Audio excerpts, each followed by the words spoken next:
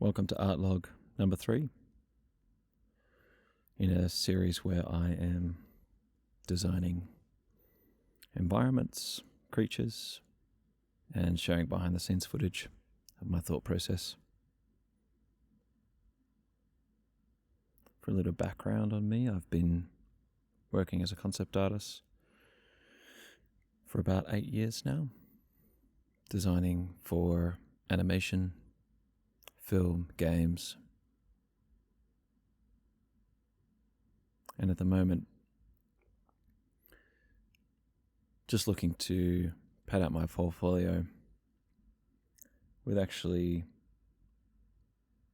some of the character creature stuff that I've been doing recently for a job I'm interested in applying for.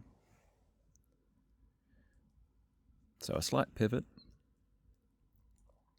from some of the other environment stuff I was doing in the last log. And the main focus on this will be just assembling some of the work I've done for this slug.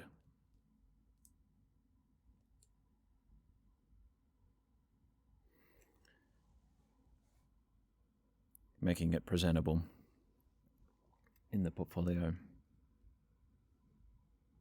So, one of the main considerations I'm thinking about while assembling this stuff is, what do I want to show to an art director who's going to be looking at this piece? And how can I show them how I think and how I can solve problems? So to that end, I noticed that in the render of my slug, some of the components were a little bit unclear in terms of the details.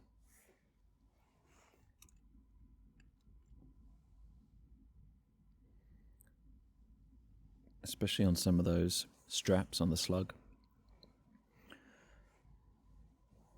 There was some indication of functionality there, but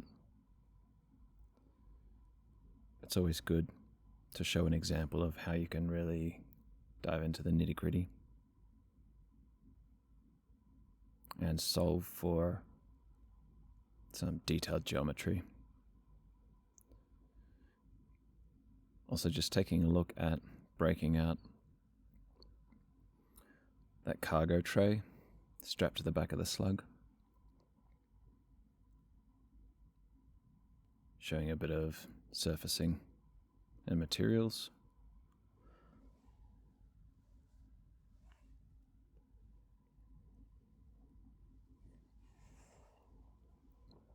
And here I wanted to take another crack at the chair on the back of the slug. I just thought it was a little bit messy with the 3D kit bashing I had done, and I wanted to include something that was a little bit more intentionally designed. So I gathered some reference of some elephant harnesses, which I liked, and I'm trying to combine that with maybe some salvaged old tech from a spaceship cockpit or something like that.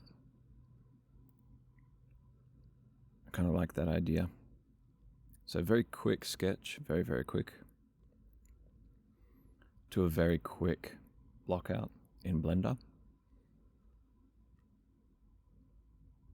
And something I like to do is jump between 2D and 3D. Quite often, I find I can think faster in 2D, and in 3D I can solve for more technical aspects, like really getting the perspective and proportions down. So anytime I find I'm getting a little bit stagnant in either Blender or Photoshop, I find that's usually a good time to take what I've got, come back to the other program.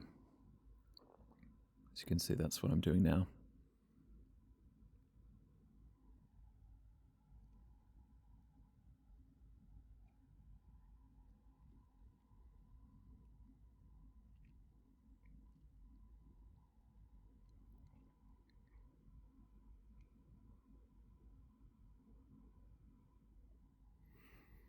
One thing I like to do when working on loose sketches like this is just making sure I'm using a brush with a decent size.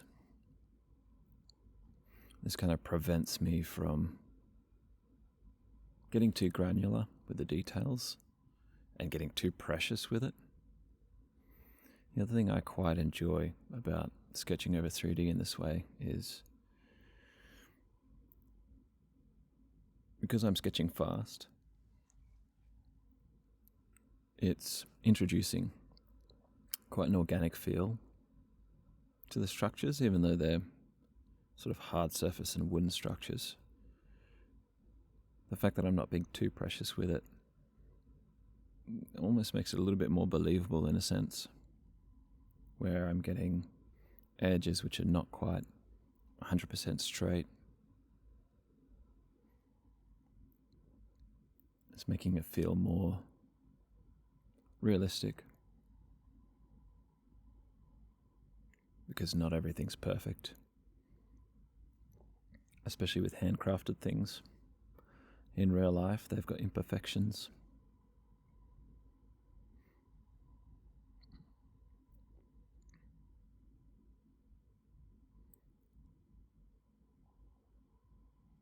You'll notice as well I'm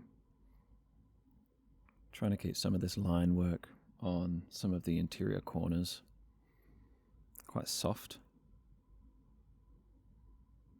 while keeping any of the silhouette lines or lines that overlap other parts of the design, kind of emphasizing those more so there's a really clear delineation as the objects move back in space.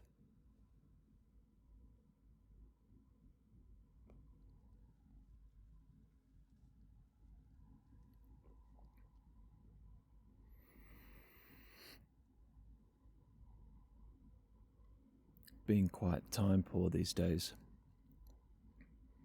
has definitely meant that I've started leaning into more of a approach, a deadline-based approach, even for my own work, where I'm trying to set certain goals to achieve things at certain times. I think this has a lot of benefits actually, because it forces you to problem solve quicker, and also working fast, I feel like gets me into a state of flow where I can sort of zone in and hyper-focus because I have a pending deadline or I have limited time, so I have to use it wisely. So it's a good exercise to set yourself, especially considering in a production setting, those kind of deadlines are often a part of the gig. So here's my assembled pieces here, and a little mantra at the end. Finish not perfect. I'd reached my deadline, and that's where it's up to. Time to move on. Like and subscribe if you enjoyed the content.